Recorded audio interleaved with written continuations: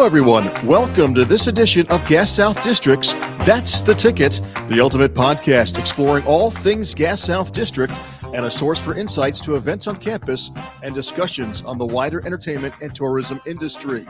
Please welcome the host of our show, Stan Hall, CEO of Gas South District and Explore Gwinnett.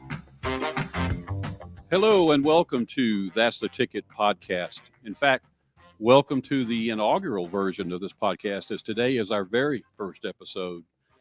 When I was thinking about our first episode and knowing the purpose of this podcast, any and everything about Gas South District, I thought that today we would discuss how the campus actually came to exist. And there's no better source on the history of this topic than our inaugural guest today, Miss Charlotte Nash. Charlotte, welcome and thank you for joining us today. Thank you, Stan, for the invitation. Glad to be here.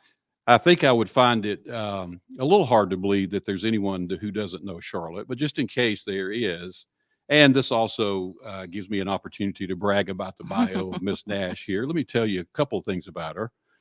Most recently, Charlotte served as the elected chairwoman of the Gwinnett County Board of Commissioners, retiring in 2022.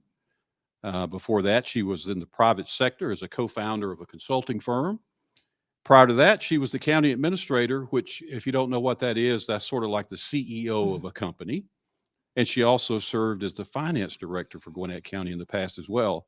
She is currently serving on the ATL board as a representative of our area here. She's a proud UGA grad, and she and her husband, Michael, live in the Harbins area. And she is a lifetime Gwinnett County resident, something that Charlotte and I brag about all the time. You got it. Not many of us are they? Not our age, anyway. So, Charlotte, did I miss anything about leading up to who you are and what you've done? Well, I want to correct one thing. I left office at the end of 2020. Oh, okay. So I don't want to take those 2 years away from my successor. Well, that's my mistake. And thank you for correcting me a little bit. No worries.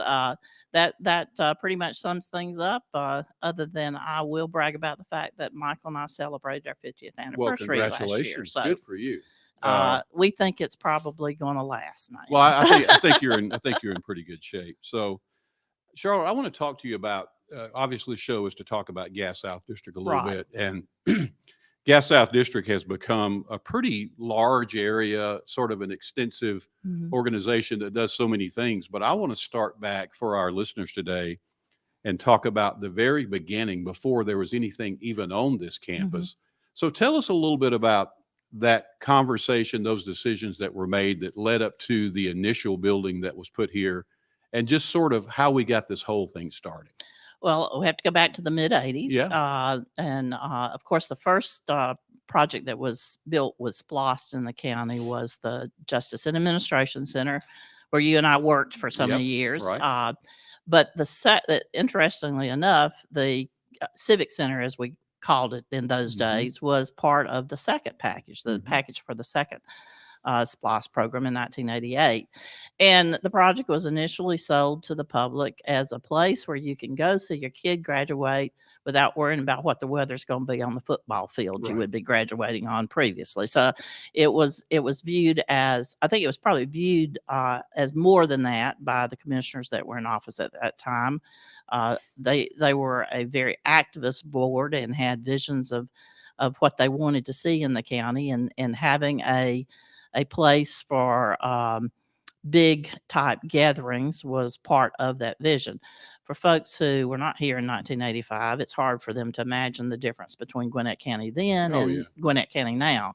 But you know as well as I do, we didn't have a place where a large crowd could be there for an event. Or, I mean, the chamber dinner, for goodness sakes, was held outside Gwinnett County. Can you imagine that? Yeah.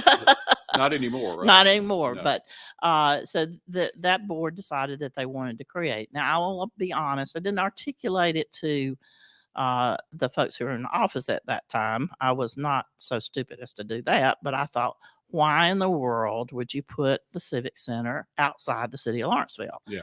I mean, you got the county seat. Why would you not place a facility like that in the county seat? But the decision was made, and this actually was closer to the geographic center of the county. So the decision was made. They struck a deal with Eastern Airlines once the sales tax was passed. Eastern Airlines Pilots Retirement Fund. Really creative negotiations as during that in exchange for doing improvements on Sugarloaf and the I-85 access point of Sugarloaf. There was the ability to acquire additional acreage here.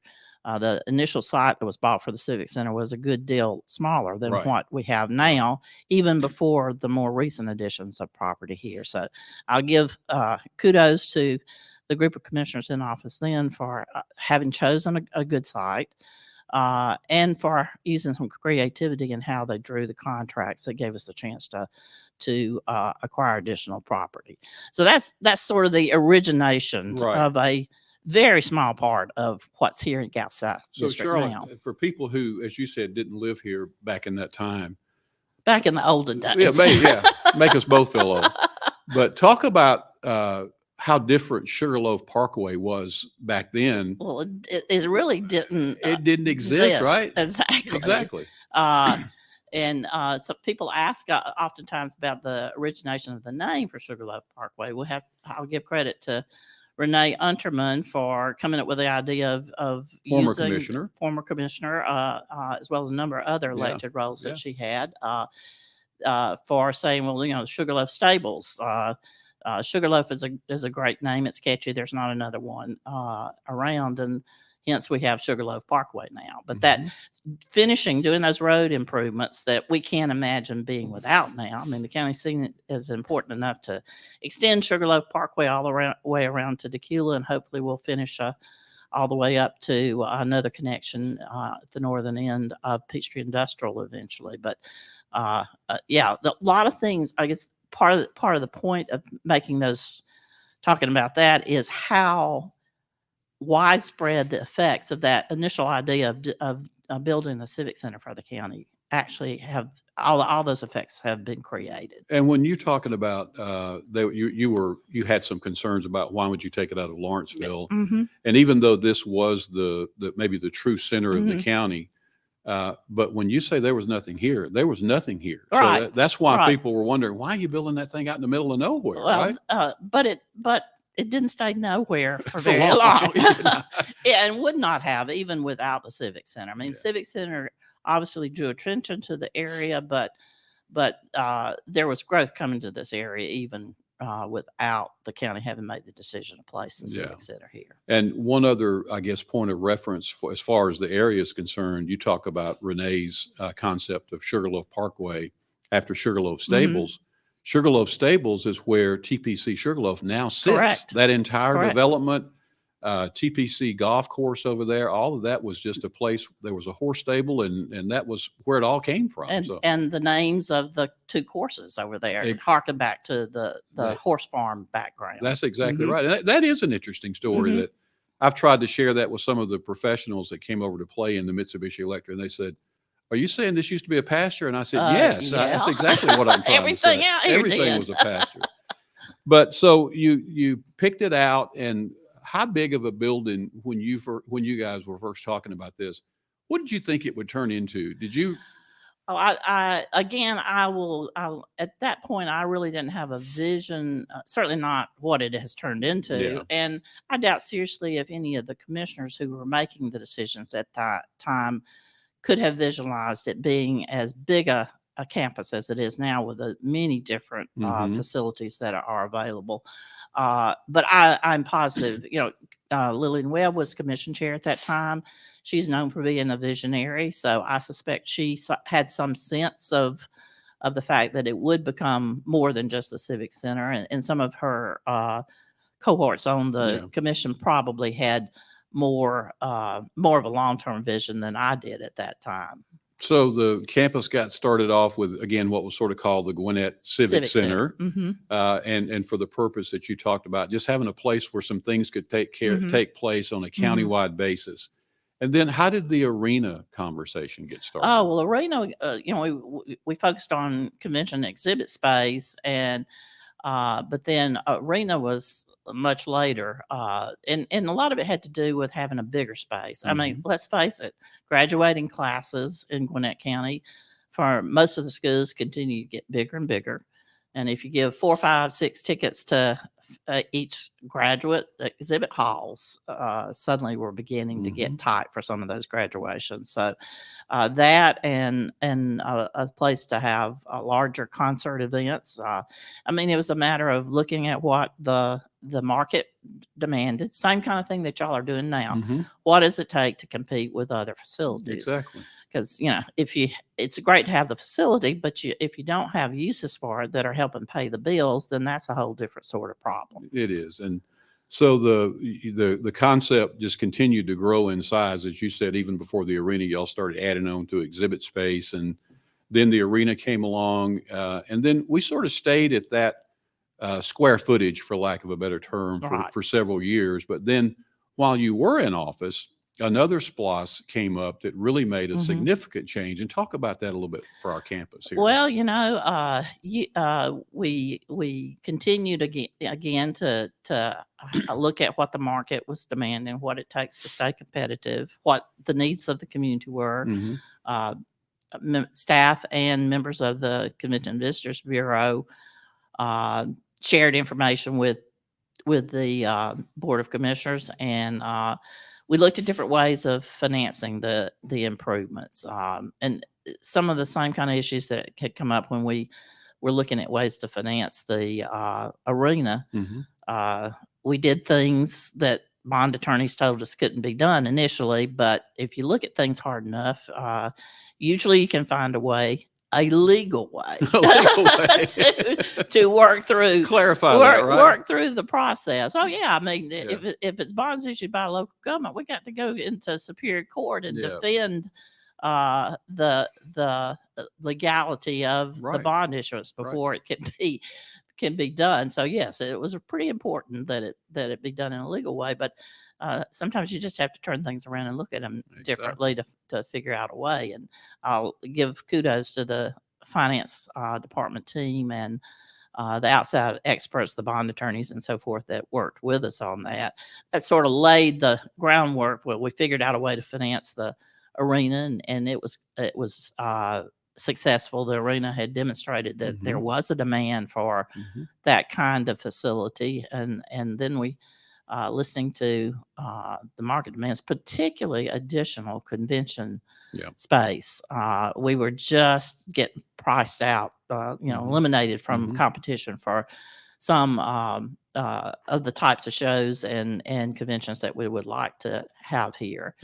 You know this better. I'm preaching to the wrong person by feeding back that kind of information to you, but obviously there was a need for additional space so that we could be competitive at a different level. And it's like anything else. If you don't respond, if you don't figure out ways to change and grow, then you're going to become obsolete. I mean, the refurbishments that are happening all through this complex now is an example of the kinds of things that have to be done all the time. All the time. And just to give some credence to what you guys were thinking about with the arena, and the market was there. And I tell people this all the time, and they look at me like they don't believe me, but it is true.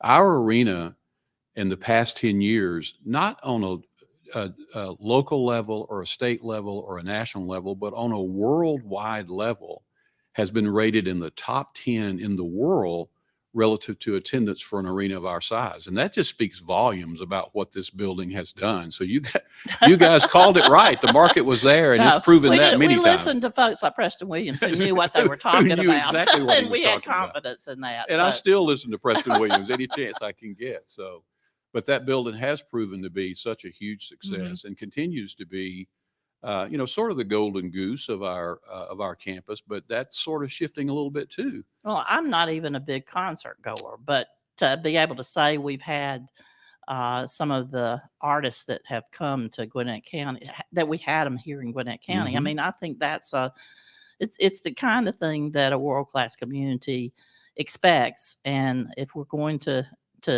be a world-class community in Gwinnett, then we need to offer those type of amenities. Yeah, and I think the other thing that was really smart that was done in the beginning, not only with the arena, but for our campus facilities overall, is pretty much putting a mandate to keep those buildings up to par Our arena is now 20 years old, Mhm. and we get people that walk in there all the time who are touring it for this or that.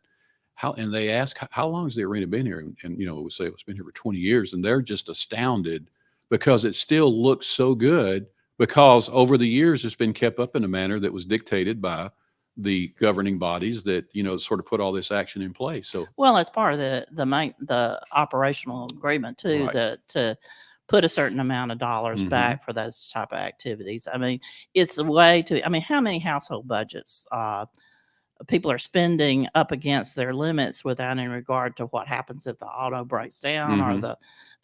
the house needs a new roof. The same tendency magnified becomes a problem with facilities like this, particularly if it's a government facility where the driver is not necessarily profit like it would be in the private sector, but it's still equally, if not more important, to make sure that you're maintaining the facilities in the Yeah. right way. You let one thing go, and suddenly instead of a roof, you need a lot of other things Yep. because you had a big old leak in the That's roof. exactly right.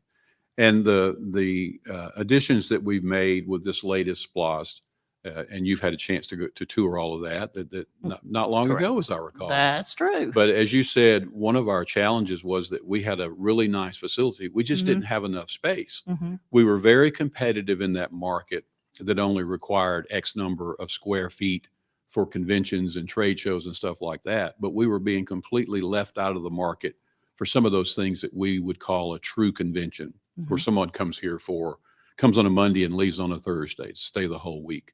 And in that SPLOS that was passed for what people are seeing on our campus now, we really doubled the size of our convention, the exhibit space, as you talked about, Right. and it's turned into a whole different place. Also, I kid all the time. I've probably kidded with you. I know more about parking decks than I've ever known in my life. But talk a little bit about why the parking deck issue became like an important part versus the surface parking that we had always had. Well, I mean, I see it as part of the transformation in Gwinnett. I mean, real estate was the cheapest part of transactions in the past. That's no longer the No, it case. isn't. You have to make more out of each square foot of real estate, and that usually means that you're going to go up with parking and shrink the amount of surface parking that you offer. There's so many other things that could be done with the what was in surface parking, and certainly the parking decks became very critical, particularly with adding a hotel and all the other things. Future plans, hopefully, for some additional private sector development on the property. Mm-hmm. Those plans couldn't have happened unless we transformed surface parking, freed up that space by the use of decks. Yeah. And goodness knows, I know more about parking decks than I ever wanted to as well. We both do, right? Painfully about how expensive they are, for sure. Anytime you try to impress somebody and you lead the conversation off and you say, we've got some beautiful parking decks, that's a tough challenge to try to keep everybody on the edge of their seat. But it's so important, though. Well, I'm afraid that I lead with what a wonderful sewer system we have. We got plenty of good stuff to talk about. Charlotte, you mentioned when you were talking about in the early days of the convention center that the Gwinnett Convention and Visitors Bureau, the GCVB, became a partner with the county based on an operations and management agreement for this campus and the facilities. Talk a little bit about how that came to be. We knew that we didn't. I think the decision was pretty straightforward from the county's perspective, that the county did not want to be operating the facility directly. Right. That's really was not within the county's bailiwick, not necessarily something that the county would have expertise in doing. So the Convention and Visitors Bureau became the conduit for the operations of and maintenance of the facility. And then, of course, in turn, contracted with a private sector company for a while to do that as well. So we try. I think that's one of the strengths of Gwinnett County's culture, is that we're not afraid to try something. Say, oops, that didn't work quite as well as we wanted it to. So let's try something else. Yeah. Let's don't just keep repeating Right. something that doesn't seem to be working. And the building itself, that initial Civic Center building, it had a lot of issues, even when it was supposedly complete. I'm experiencing a taste of that now. So yeah, Well, it was there were things don't always go the way we expect them to. In fact, in life, we can pretty much expect that there will be surprises, and we continued to struggle at the time that the facility was supposed to be finished. One of the long serving members of the Convention and Visitors Bureau came into office as a county commissioner, very concerned about what was happening at the convention center. And I'll have to hand it to Wayne Hill. He, I think, suggested to that commissioner that perhaps he ought to go take a closer look at things, and hence Tommy Hughes's love affair with the Convention and Visitors Bureau and with the this complex here began.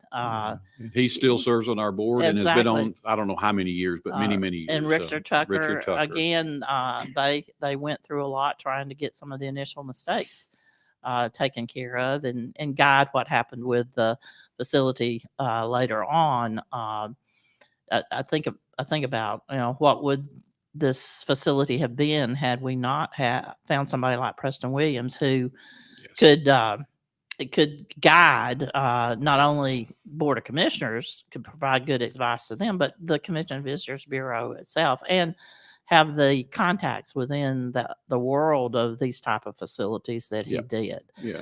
Fittingly, I think it was a wonderful thing that Convention and Visitors Bureau decided to name the greenway that leads into and the park in honor of Preston. Most people in Gwinnett County have no idea of the contributions that he's made, not just to this facility, but to the things that have had broader impacts too. So thank y'all for having thought of that and for having done it. Well, you and I could talk about Preston Williams forever and ever and ever, because we're both big fans of Preston and all acknowledge. And one of the reasons I wanted to do that was not only that he deserved it, but I want people who are on this staff now who weren't here when Preston was here to understand who he is, what he did while he was here, and such a visionary through all that. So I do think it's a fitting tribute. And I think I told you, you were here the day we dedicated the park. Yes.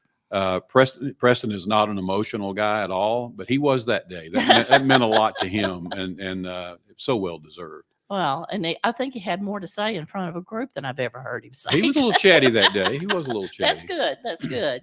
I do think, Charlotte, those people, I mean, I can name a lot of other people who have had big contributions to this district, but it's those people did their part. Now they've handed it off to you and the current staff, the current members of the Convention and Visitors Bureau, and good things still to come. Good things still to come. I do think, just to go back a few minutes about the O&M agreement, again, I don't know if it was, I'm assuming that y'all really thought that out hard and long, but if you think about other buildings that are owned by a governmental entity and in fact are ran by a governmental entity, without mentioning anybody or any place, there have been instances where that became difficult based on individual and or politics in general. And the one thing that I think everyone who knows anything about this organization is it's never been political here. Well, I mean, it's not that folks that are involved are oblivious to the political arena, exactly. but decisions don't get made just on that basis. And I think that's one of the reasons that the facility has been as successful as it has, is that it's being, decisions are being made on the basis of things other than who's buddies with who or what a certain elected official wants, or it's just, it has to be done on a much broader basis than that. Yeah. And I do talk to people all over the country now who run similar facilities we have, who don't have that, a little bit of a gap between the two entities. And they talk all the time about, I'm always getting a so-and-so who's in a governmental spot who says, well, I think I should get this, I should get that. And we've just never had that problem. And I think it is to our advantage that has played a part in our overall success, as you said. And thank you for saying that too. So, Well, and even though this is not a for-profit operation, right. obviously the pressure to try to cover operational costs Yeah. and provide some money for maintenance and those big things that are going to happen over time. I think focusing on that just meant it naturally needed to be run more like a business enterprise and not be tangled up in what happens within a government entity necessarily. So Charlotte, as a staff here now, I get my senior staff together quite often, and we talk about, as you can imagine, a variety of things. But one of the things we always talk about is, what do we want this campus to be 10 years from now, 15 years from now? If you were sitting in one of those meetings and it came around to your turn, what do you think you'd say about what would you like to see happen here 10 years and 15 years from now? I don't know that I have a specific vision. What I would say is that it needs to continue to evolve to match the needs of the community, to be competitive. And I'm not smart enough to look 20 years out into the future and see what our competition is going to be. Right. Embracing technology, certainly it should be an underlying factor in all those decisions, because we know the dependence that people have on technology, the advancement in technology, means that where one person is, where two people are, where 2,000 people are, you better have the technology to support what they see as their needs. I agree with that completely. So I'm going to shift gears just a little bit as we sort of wrap up here. But you serve on the ATL board Yes. and have been very involved in transit conversations in Gwinnett County. One of the things that has always been talked about on this campus is that we would have a stop here for transit in some manner. I don't know. We've got. Yes. How do you think that would be beneficial to us versus not having that here now as we speak? So. Well, the Taylor Swift concert series in Atlanta is a perfect example of what transit could mean for this facility. Yeah. I mean, we heard some numbers at our meeting. Actually, it was at an ATL board meeting this morning. We heard numbers about the huge increase in ridership dependence on MARTA for the 3 days that was going on. We have better road system here in Gwinnett County, but when you've got a huge event like a concert that's going to be sold out, and you've got other things going on this side, even now you feel a pinch. I'm sure It's a pinch. Whether it's for parking or for it's just the people being able to get in and out of the parking facilities within a timely manner. Transit can help alleviate that. It doesn't solve the problem. It doesn't erase it, but it gives people a different option. And I think it's going to be continue. Our growth is not going to slow down from any indication that we're seeing. In fact, Rob Pitts, the chair of the Fulton County Commission, and I were talking at the ATL board meeting. We were debating about whether Gwinnett County will overtake Fulton County by the next census. And I'm telling Rob, I don't know, but the population is going to be close. And he's saying, well, I think Gwinnett County is going to be bigger. It very well could be. Could be. And you continue to hope that you'll draw from outside Gwinnett County too for this facility. Having access, it's great that there'll be a hotel on site. But that doesn't solve all the lodging issues that come with the type of events that we want to see at this facility. So all those mean the ability to have mobility and to move around for somebody who is not necessarily here driving their own car. That it's going to grow in importance. It's going to continue to grow the need for that. Absolutely. And you mentioned the hotel, and I've purposely tried to stay away from that because we're actually going to have the developers on the hotel on another show. And I can say, and I know that you would agree. I can say I'm excited about it. Yes, you can. And I hope you will. But we feel like it, I know the word game changer is used a lot, but in this case, it will be a game changer. As you said, to have people come here for a true convention where they stay all week. They have a headquarters hotel that they can literally walk into the lobby of the hotel and walk into the convention center without going outside. to have entertainment here on site for them to use while they're here. And that's what we're all aspiring for. That's sort of the next few steps that we're looking at. Convenience. Yeah, I oh mean, my gosh. that's what, I mean, use an example. My husband and I just got back from a trip to England. The last night we were there, we stayed in the hotel that has an attached walkway to the terminal at Heathrow that we Yeah. left from. Not bad, huh? No worry about about transportation getting there. I could walk across the enclosed walkway to the airport. Convenience. I mean, Absolutely. people are demanding more and more of that. Absolutely. Well, Charlotte, I will tell you that I think that this is a really exciting time on our campus. What's happening even now, but really moving forward, the excitement is going to get better and better. And I just want to thank you and all you did to get us where we are today, because I know for a fact how involved you were. And on behalf of our entire staff and the people who enjoy our facilities, I just want to say thank you for that. It was a pleasure to be involved with. I like being told there's not a way to get something done. Absolutely. Give me a challenge. They don't know you as well as I do. They wouldn't make that statement.